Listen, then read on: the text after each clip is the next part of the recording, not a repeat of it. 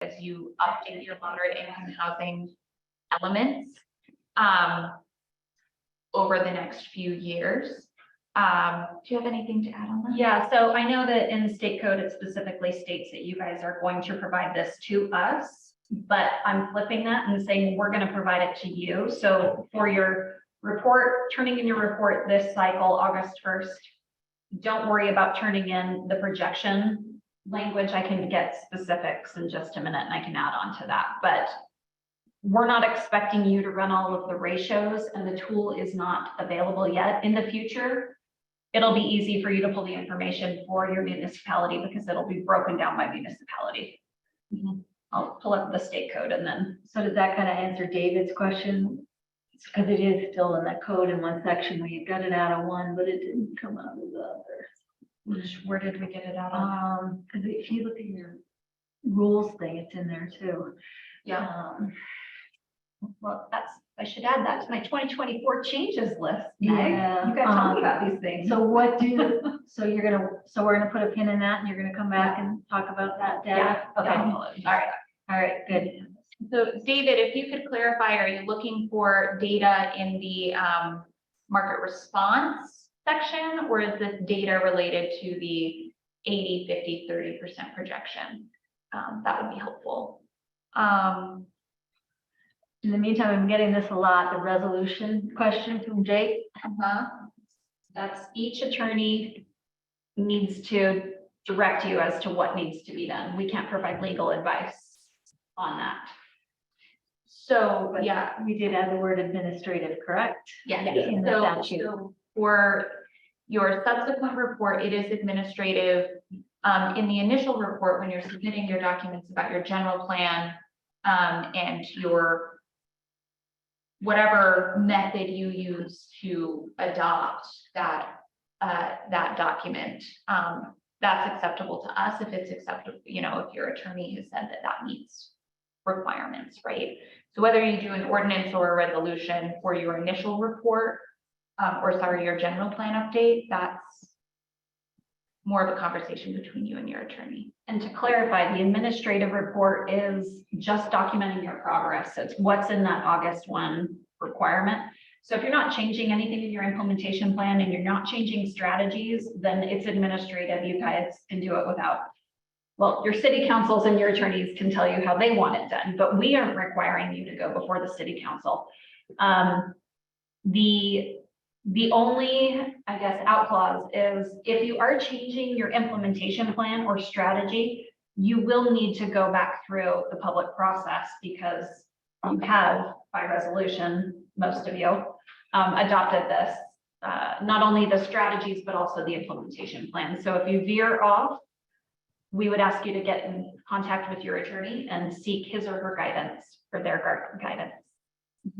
And I'll just add, make sure, I don't know how many municipalities would define what kind of, like within your own ordinance, define how you would submit information like this to the state, but it's possible that part of the reason you should consult with your attorney is just make sure that you don't have any provisions in your own ordinance governing, because if you have an ordinance that says that this kind of submission would need to go through a legislative body, even if the state code says that's an administrative act, your code would still apply. So again, just talk to your attorney. Know that subsequent reports are like the state requirement is that they're administrative, or the state options that they're administrative, but just make sure you don't have something in your own code that would override that. Okay. And then Michael, the report is still online. So the question is, for the last few years, there's been an online fillable form. It looks like the 2023 report is a series of 6 questions. It is still a fillable form. It is still a Google form that has to be submitted. The link is on our website, and I can make sure it gets out to everyone again.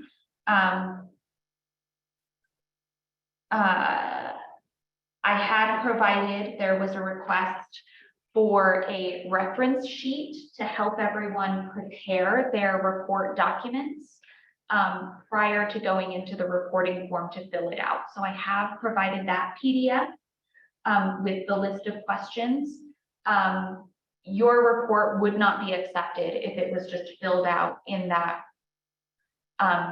PDF or is a Word document and emailed to me, it has to be submitted in the Google form, which is available on our website.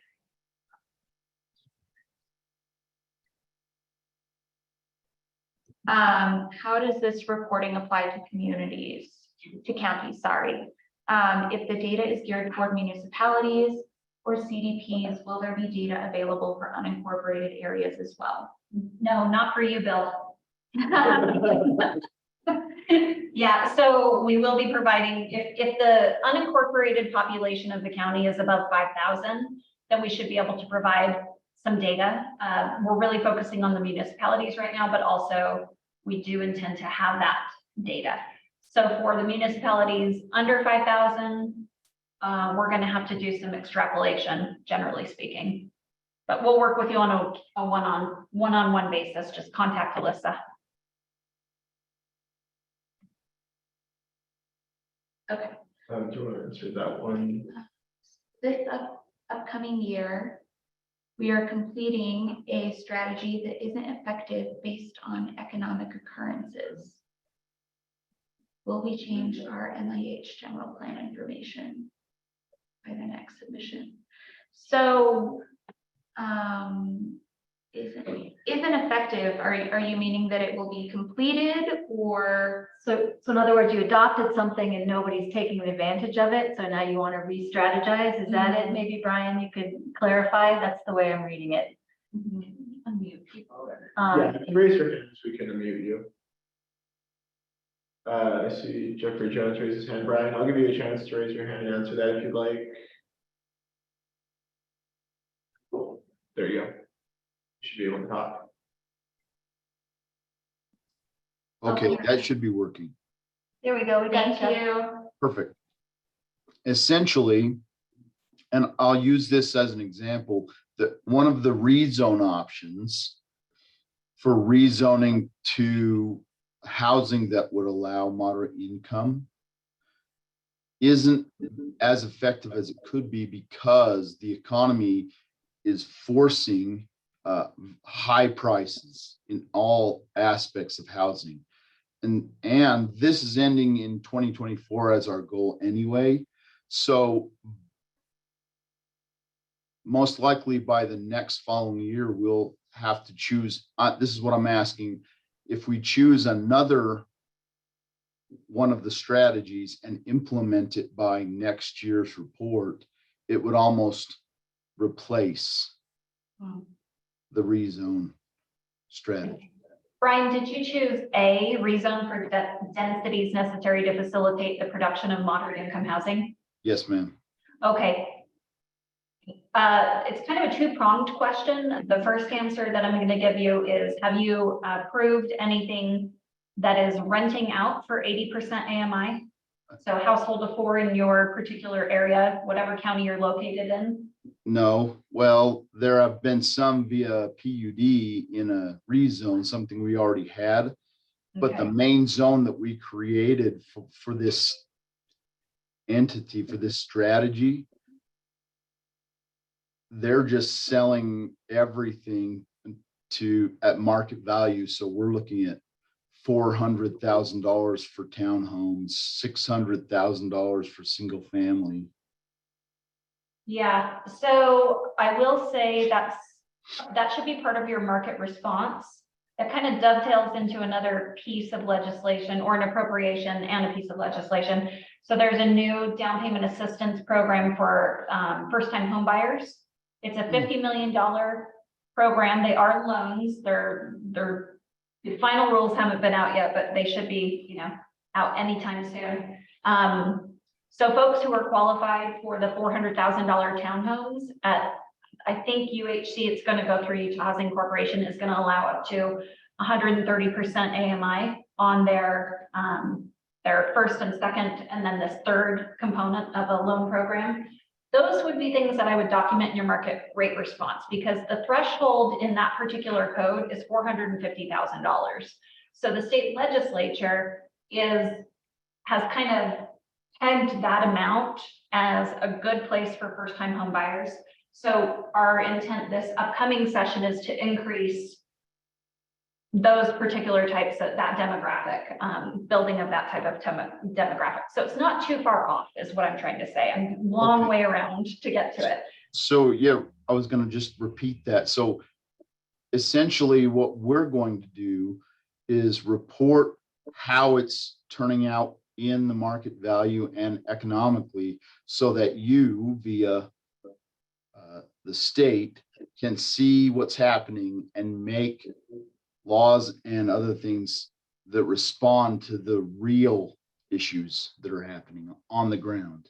Yeah, that's what we're asking all municipalities is this is your opportunity to tell your story and the good and the bad. And those are the types, the situation that you just illustrated is a perfect example of things that we've heard, one-off stories from, but really writing that down, not only your, in your market response, but just, you have done a rezone. So Right. I would say you've been successful in that particular arena. A lot of rezone. Yeah, and you're hitting Acres, $400,000 homes or $400,000 townhomes and perhaps $600,000 single family homes. Highlight your particular zone that you adopted to say, look at all the things we've done. We've decreased lots, we've decreased setbacks, all of the things that you've done, and yet here's the product that is still being delivered. Is Those there are a place to put in images in the report? There's not, but that is supplemental information that if you want, you can email it to me. I'm happy to take that. Okay, so when I submit, I will email that in addition, just so that you can see. In fact, the county allows me to show those zones in the city. And so you can see the generalized percentages of that zone in the city, because they've rezoned an eighth of the city to that already. And that is a common, the $600,000 standalone single family residents at 600 to 800,000, we've heard. I don't know how many stories, guys, have we heard about that? It's not an anomaly, I guess is the And best that's way in to put Cache it. Valley. Across the state, that's a common theme. And so those are the things that we're looking at. Well, how do we get to a price point that the average Utah family could afford if, even with these smaller lots and these, setback decreases, all of the things that you've done. Well, if these things aren't working, it's still producing a product that is X amount above what people can truly afford. Then we holistically as a group, we're going to be looking at that data and saying, okay, so now what? What do we do now? Okay, perfect. That's how we'll report. Thank you, Brian. Thank you.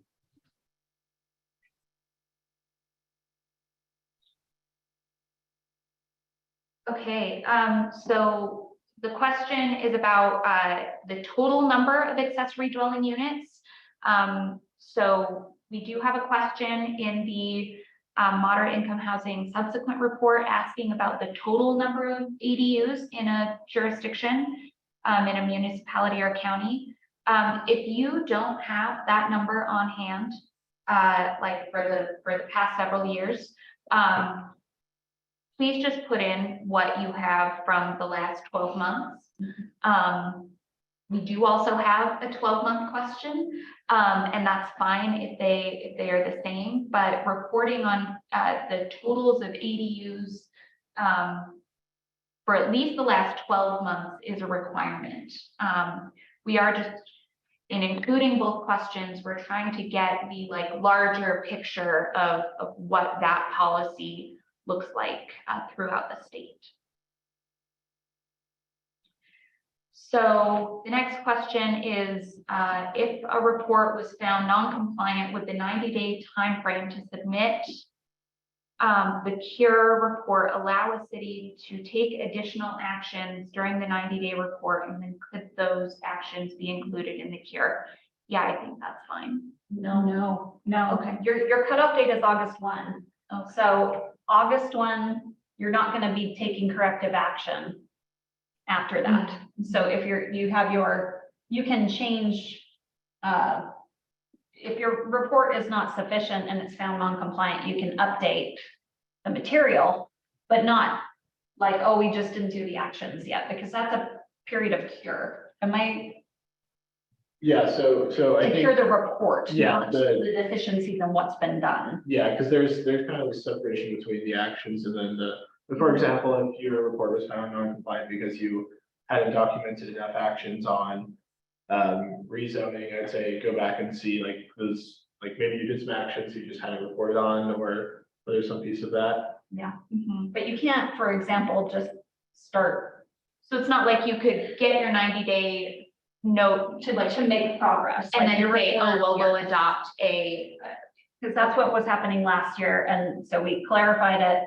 At the 90, you turn in your report August 1, your ability to change things is just what Carson illustrated, but you can't start taking new actions. That's the next 12-month period, right, that you're reporting on.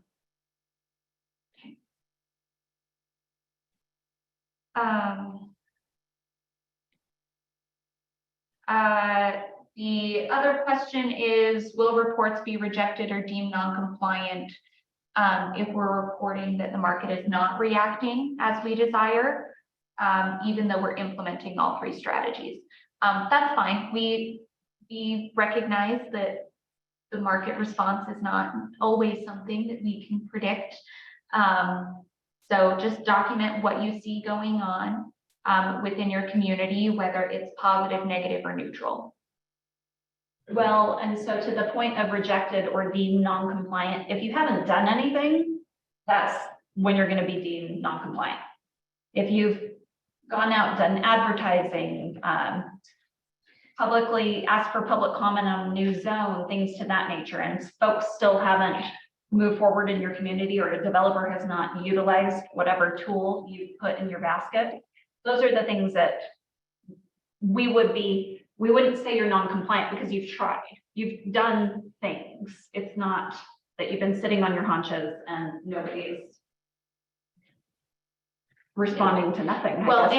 in order to have a market response, action has to have been taken in some capacity. But are you saying, let me just be clear, that I've adopted the ordinance to rezone? That isn't enough? I have to do more? If nobody's done anything, Yeah. explain to me you've adopted an ordinance to rezone. So we rezoned an overlay zone for high density a year ago. We've had 0 applications submitted. Have you advertised it? Have you done anything to? We let went folks just know? through the regular process of doing the public hearings and taking the vote and approving it and updating our code so it's available online for everybody to see. Mhm. Well, I think that's doing something, right? I think that, Because yeah. you've been following, like, even if you're following the just normal process for Mhm. approving a zone, you're taking like, And your market response would just be, nobody's taken us up on this. And it could be the next year too. They could say, it's still there. Let's take the Draper Front Runner Station, for example, right? Unlimited density. It's not what the market's producing. So we wouldn't say you're non-compliant because of that, because, 4-story over, 2-story concrete podium isn't unlimited. It's not getting 12-story buildings, and there are market conditions for that. So we wouldn't hold the city accountable, or the unincorporated county or town to that standard if the market isn't producing it. But you'll want to address that in your market component. Like, give us some good narrative. We're really looking for, we've done these things and it's still not working. Yeah, the tell the story piece. Yeah. Yeah, great. Just wanted to clarify so that we're clear. Okay. and Clarification for being clear. Here. I also think it helps to, note of clarification, like I think there's, when we're saying progress, and feel free to correct me if I'm misspoken. We're saying progress, we're not saying that you, like, if you selected the item of adopt, or say your strategy is adopt more federal regulations towards ADUs. We're not saying that you have to, like, that's not necessarily going to be complete each year, right? What we're saying is, are you taking steps towards that goal? Ideally, you've laid that out in your. It's your ongoing action. Yeah, You so, did this, yeah. so now what's happening? yeah, so think through, making sure you're documenting all the steps that you're doing these things already. Make sure that you're just documenting that and provide examples. So if you're doing public hearings, if you're doing outreach, if you're doing, if you have a planning commission meeting to discuss it, like, that's what we're really trying to say is we need to, like, there's this idea that cities are just not doing anything, and that's not the case. Just because actions take time does not mean actions are not occurring. And that's part of the goal here, is to demonstrate that, like, cities have processes they need to follow for all these things. We're showing that the processes are occurring. So the next question, I'm gonna back up a little bit and just reiterate the reporting requirement. So every year you'll have to report your progress on at least the minimum number of strategies to comply, right? So for cities without a fixed guideway transit station, that's 3 strategies. For cities with that fixed guideway transit station, that's 5. So you'll have to document some kind of activity progress being done toward at least 3 to 5 strategies. So if a community has strategies that they weren't planning to start until the next year, that's fine as long as in the year that you were, the current reporting year, so 2023, you're able to describe for at least 3. We did, A, B, and C for 1, D, E, and F for 2, and G, H, and I for 3. If those 2 strategies that you had not planned to start until next year are part of your total 3, we do need you to report some kind of progress for those 2 strategies. Yeah, so if you're doing research, and maybe Eldon, can you raise your hand and we can dig into this a little bit more, because that's a question that others have had, and we can unmute you and a little bit of discussion. There he is, yay. Hey guys, Hey, how are you? doing well. So tell us all your scenario and let's talk through it for the group. So I just have future dates on our initial report.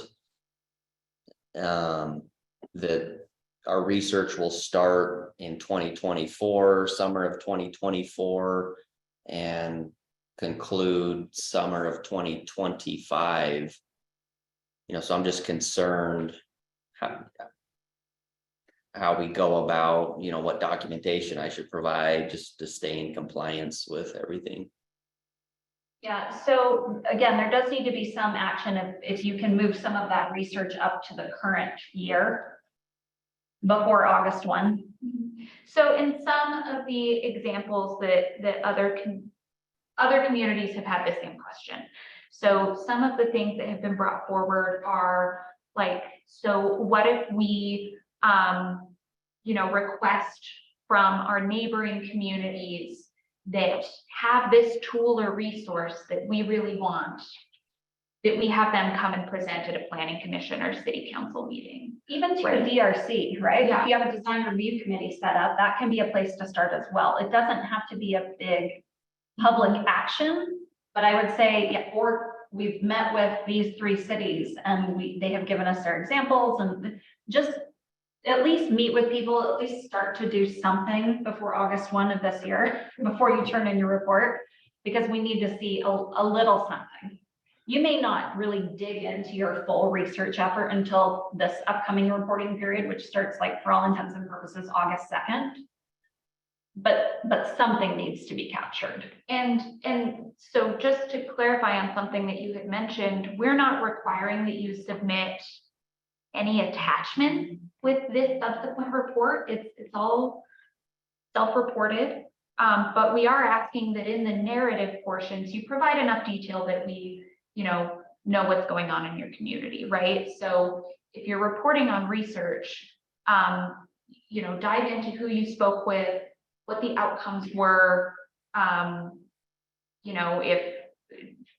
going further, I know this doesn't apply specifically to these 2 strategies, but if the community is doing something like a ordinance adoption, there's not a need to attach the ordinance, just tell us what date and the ordinance number, that's fine. So it's something to the effect, just to give a couple examples, maybe a city, if they're looking at rezoning to higher densities, maybe they could document that they reached out to some neighboring communities, who did something similar and got feedback on what they're doing, or maybe they had discussions with their association of government Yeah. to get feedback on whether it's consistent with the long-range general plan for the area, Or or you did an assessment of like, well, we think we want to do this overlay zone in this particular area, but we've started to identify some potential shortcomings, whether it's geological or infrastructure, or just something. Yeah, those are all fine examples. And if you want to get further into the details of the strategies that you're looking at, Alden, you and everyone else on the call, you're welcome to reach out and we can talk more specifically about your community's situation. Does that answer your question? Yes, thank you so much. Yeah, thanks, Alden. I want you all to know I get the envious position of providing all this material to the legislature, and it's, so help me write a good story is my main message. well, I've been preaching this for years, but the more, I mean, we as league staff spend a lot of time at the Capitol advocating on your behalf in the housing and land use space, trying to preserve local planning. But there's always efforts to undermine that, to follow the path of California or Montana or Colorado or some of these states who have taken a little bit more preemptive approaches. And again, we have good relationships with legislators, they listen to us to an extent, but the more that we can have information coming from a third party who's trusted by stakeholders, the more that helps us provide a strong defense and tell a story that I think is really happening on the ground. The local governments are taking this seriously. The local governments are concerned about your housing stock and that you're trying to take proactive efforts to address it. And you don't need the state to override your efforts. So that's my pitch from the league. That's not DWS's perspective, obviously, but that's my ask to you is to document what you're doing, to work with them on the report so that we have a good story to tell collectively. Take Spencer. Yep. Spencer, I think I need a little bit of clarification on what you're asking. Is this duplication between multiple strategies or duplication on questions responding to one strategy? Spencer, you want to raise your hand so we can unmute you? Thank you. There we go. All right, you should be good, Spencer. All right, thanks. So this question is applying to multiple strategies. So we have two strategies that are specifically applying to rezone for densities. And so a lot of the rezoning that we've done, the conversation is the same. We've rezoned in this area, we've rezoned to this zoning designation. And I want to be mindful that although the language in responding to the three subsequent questions after the strategy, so let me get it up real quick, sorry. Describe each land use regulation decision made by the municipality in the 12 months, describe how land use regulations support the strategy, and then describe barriers. The responses as I've been writing those feel very much the same, similar. Maybe the 12-month one is a little bit different, but the next two questions feel very much the same in my responses. And I just want to make sure that that's not going to be an issue if they are very similar in nature or it's not copy and paste. That's a bad thing. I'm not talking copy and paste. But Thank you. as I write through it, it just feels like I'm saying the same thing over again, but I'm trying to say it differently so it sounds different for the strategy, even though they're very similar. So. Yeah, so we've gotten some feedback that there is some redundancy in the reporting. And it's challenging because so many communities did set up their general plan, their moderate income housing elements so differently, right? So I don't think it's a problem if your responses are similar, right? They're both rezoning strategies inherently. There's going to be some similarities there. I would really key into, I don't know specifically which strategies you're talking about, but I would really key into some of the like keywords and focus on, were the actions taken really related to the transit or commercial nature of strategy F? Or, you know, am I looking at increasing density within an area for strategy A? That's how I would look at differentiating those. Okay. Does that help at all? Yeah, I guess I grow concerned is, so the three specific strategies I'd be referring to are A, F, and G, which all have to do with amending regulations or rezoning for densities specific to moderate income housing. And I share the sentiments of others where we've done that, but there's no movement, right? So I get that part, but I'm really just concerned about, as I articulate the responses to actions the city has taken, they're very similar actions where we've changed zoning, we've changed regulations. And I want to make sure that that's not going to be an issue as we report for these three separate strategies specifically, so. No. Yeah, I think that's fine. Yeah, that's fine, Spencer. Again, it's one of those things where it's not gonna happen overnight, right? So next year, maybe one of your three strategies in the areas that you've rezoned, one person builds something that your ordinance allows for. That's, again, it's part of the story we want to tell. It's a long time frame. These aren't things that happen overnight. So your responses may, for all intents and purposes, be that ongoing. We haven't really talked a lot about the ongoing piece. And this would be something I would call an ongoing piece of your plan, because you adopted the zone. Year one, nobody's responded. Year two, nobody's responded. Then I would say you would want to look at it and say, well, why aren't people responding? And you can, you know, make movement that way. Is that helpful? Yeah, no, that's great. Nope, I appreciate it. All right. Christina, did you need to raise your hand? Sure didn't. Am I raised? How did I do that? How did I didn't raise All my right, so Ally, for priority funding, do we have to report on all 5 strategies each year? Or is it just those 5 strategies need to be included in the MIH element? They do need to be reported on in order to receive credit for priority.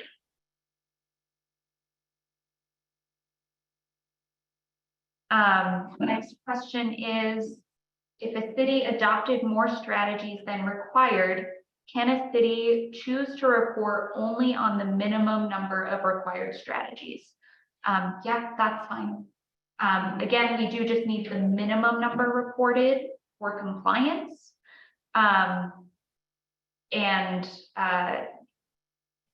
in the report, you can indicate, you know, which strategy you're going to select and report. But if you're doing more, I would just encourage you to go that one notch up from the minimum, get priority and do the extra one, right? If you've got a bunch more, plus hopefully about telling the story. And I know it may be a lot of work, but it just shows above and beyond the efforts that you're making. So Absolutely. maybe there's another way to submit that as a summary package or something, like even though we reported on 5, we actually have 17. I don't know. I'm just thinking out loud, but we'd like to see that great work that you're doing. Absolutely. And then for the next question, Anonymous, can you raise your hand so we can talk through that one? I think we've touched on it already, but I just want to make sure I'm not missing something.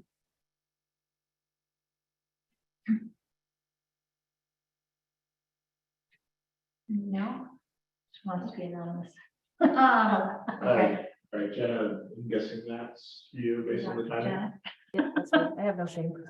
So the way it seemed you answered the question was, even though this is a 5-year plan, he had stuff planned for year 3, his deadlines and things, and obviously haven't done anything for them yet because they're not for year 3. But it seemed like you were saying they're going to get penalized for that, or hey, BS it and say you've done something even though you haven't.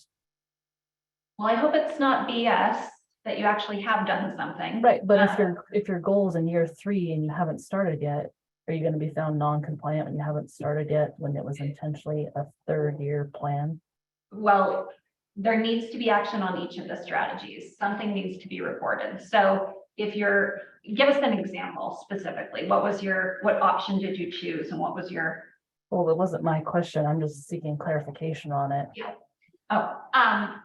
So again, that's just for at least the minimum 3 strategies. You don't have to report, right? If you selected 6 strategies and 3 of those have start dates after this year, you can just report on those first 3. Does that make sense? We do just need the minimum number of 3 strategies reported annually. And that's just for, again, communities without the fixed guideway transit lines. Some of you do have to do 5 strategies if you have that additional requirement. Does that answer the question a little bit more, Jenna?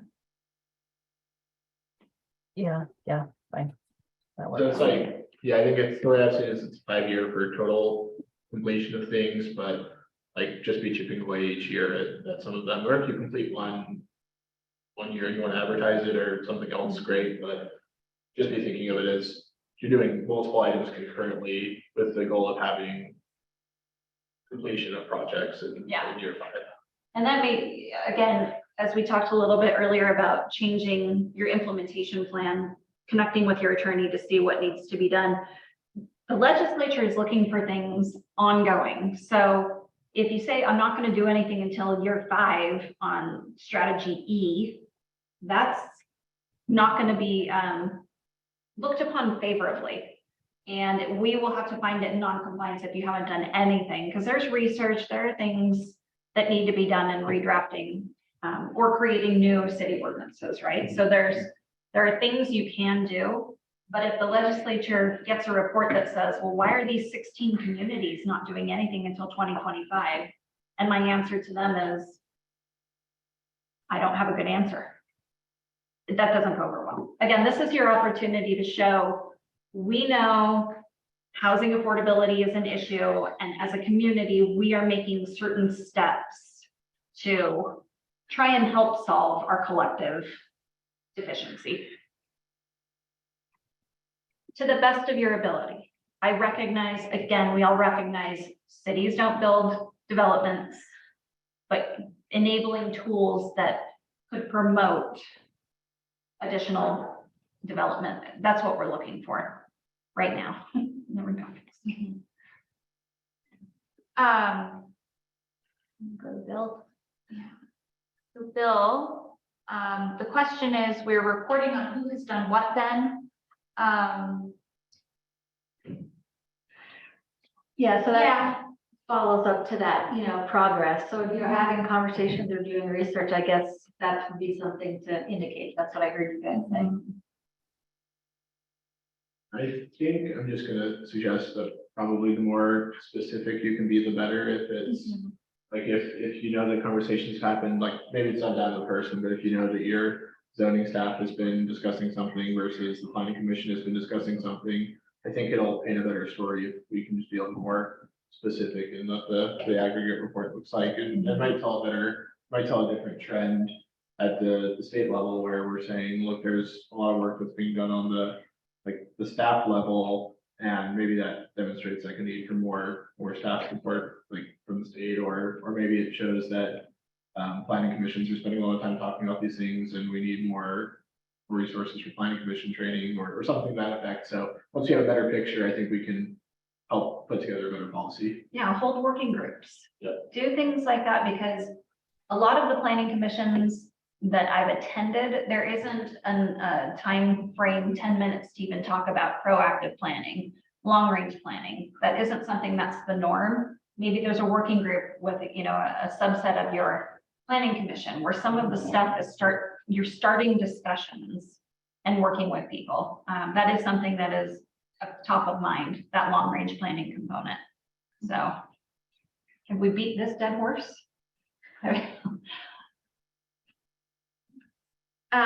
So would it be an issue if a single action that was taken is reported as action taken on 2 or more different strategies?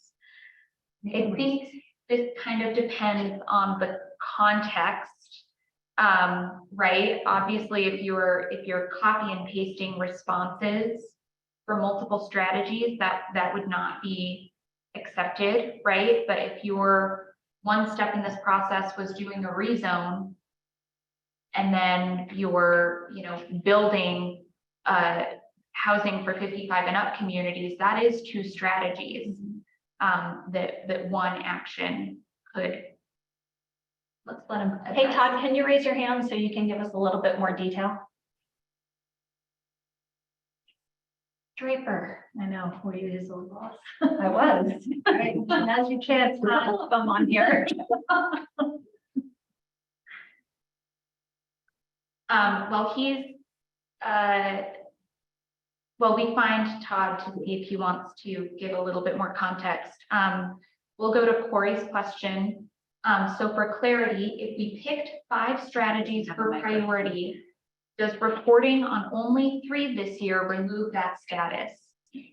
Yes, it would. You would still be compliant if you're reporting only on 3, but if you're wanting priority status year over year, you do need to report on 5 strategies total. Todd doesn't have a microphone, so we're gonna get him. Oh, He oh. gets on, yeah. Todd, just reach out. We'll talk to your mayor. We'll see him. Yeah. Todd, if you want to just reach out directly to Alyssa. Talk about that. Michael, yes, a consultant is absolutely able to submit an annual report on behalf of the municipality. That's fine. Let me make one up. I really encourage you guys to read those reports first. We had a couple of municipalities this last year that did not read the report that was submitted on their behalf and were unhappy when they were found non-compliant. So yes, but read it. Sorry, Charlie. Charlie, we do want a log of all your calls, please. Yeah. And minutes. Also, if you could record them, that would be great. That's all sarcasm. In case anyone has any questions. You're killing me.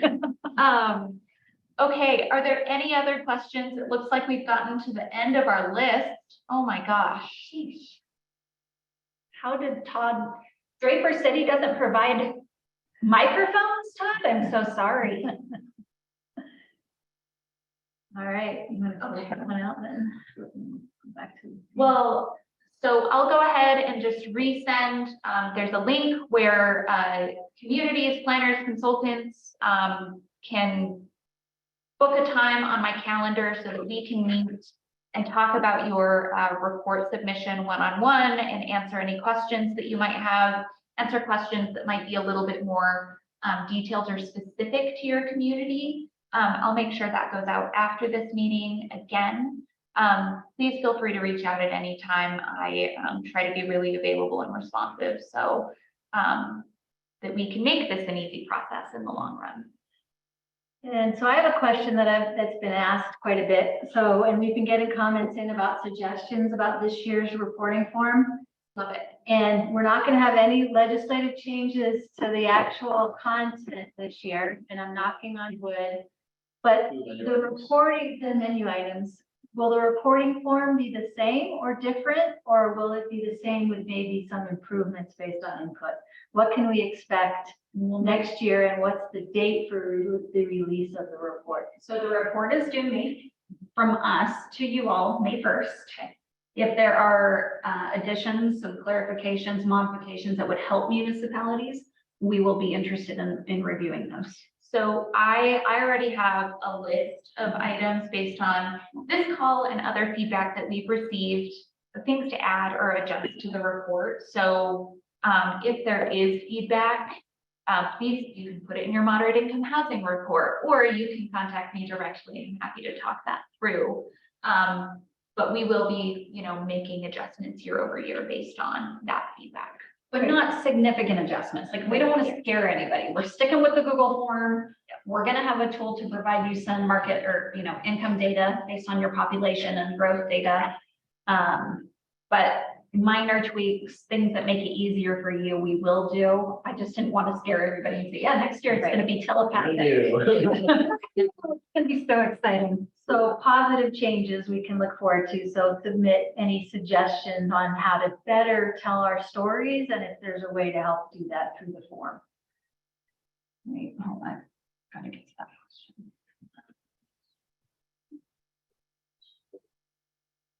Oh, so Michael, there is not an option for a draft report to come out of Google Forms. Unfortunately, that is one of the setbacks from that type of platform. But like I said, that resource, that PDF form that I sent out, does list the questions that you'll be reporting on, and you can use that to, jot down some potential answers for your purposes as well, because some have found it easier to kind of have a running list of accomplishments and action items that have been done for each strategy before they get into the actual Google form. So we can definitely connect one-on-one if you want to talk through some options further. Okay.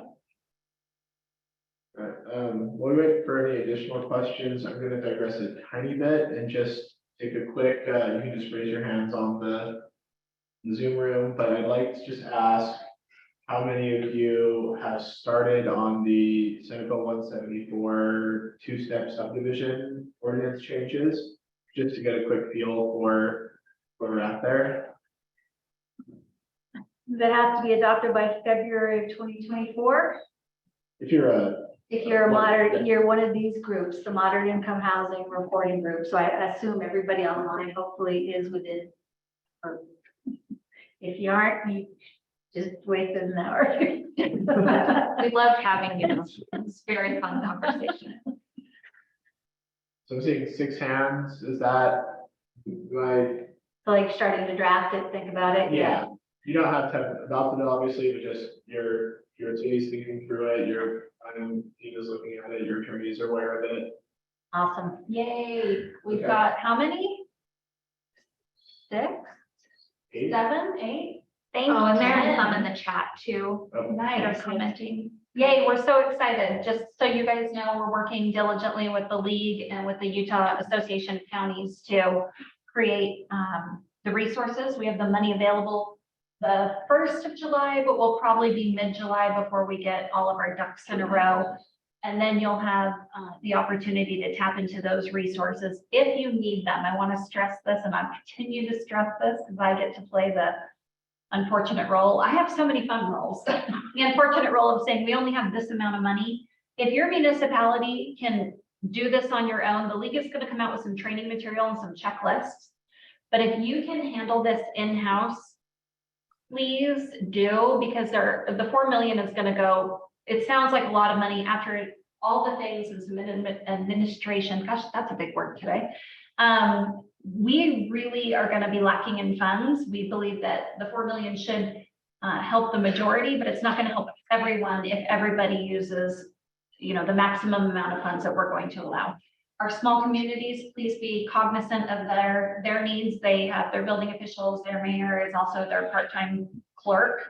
And those are the folks we know we need to help more. So throwing that out there, if you can do it on your own, that's great. Any comments on that? I'd be happy to maybe read. Yeah, so Todd, we're very aware of SB 43, I think unintended changes made. And so we actually are working, Justin Lee of our staff is working on next year cleaning that up and having some amendments. But reach out to me in the interim. We have some different strategies from our attorney, Todd Godfrey, of ways to maybe address that. We'll be holding a webinar at some date TBD right now. Perhaps in July. Yeah, to try to discuss some approaches. So keep an eye out. We'll keep you aware of that. If you have no idea what we're talking about, then feel free to reach out to any leagues. Carson, just give us a 5-minute or So- a 2-second. Yeah, Senate Bill 43 modified, it went through and changed public noticing for pretty much every section of state code. And tried to make it a little bit more consistent. So there's a Class A notice and a Class B notice, and each have a couple, sometimes additional requirements built in. In that process, it's changed the land use. This is a couple of the change from last year too. But effectively, if you're changing the land use regulations that affect a property owner, you have to provide notice to them or to the affected area, which is gonna be tricky when you're adopting an ordinance that affects all property owners. So yeah, we're trying to work through it. We're trying to figure out, I think next year will be there's already a bill process for the next section to make a lot of cleanups. It's bill, not just on land use, but just be aware, how you make sure your city attorney's aware of it and that they're looking at either cost or they're looking at just the way they want to approach it. Feel free to reach out to the staff and we'll talk more about it.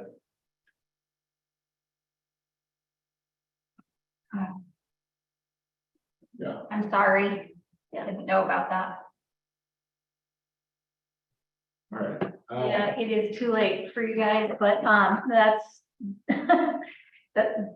There's nothing we can do in the There's not a interim. lot we can do except for, there's some ways to look at how you define affected area. And so reach out to us and we can chat further through that. Yeah, there's some approaches that I think can mitigate it, but probably not eliminate it.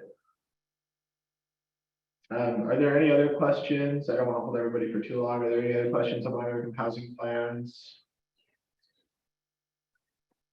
And just again, on behalf of the league, we just thank DWS for the time and the partnership and appreciate you helping us work through this. And we appreciate everything that you all do and whatever we can do to help assist that, let us know. Yes, thank you all. If we're good, nobody else wants to talk to us, we have 18 minutes. Okay, all right, I'm gonna say they don't. Thank you. Thank you. All right, thank you, everybody. Have a good one.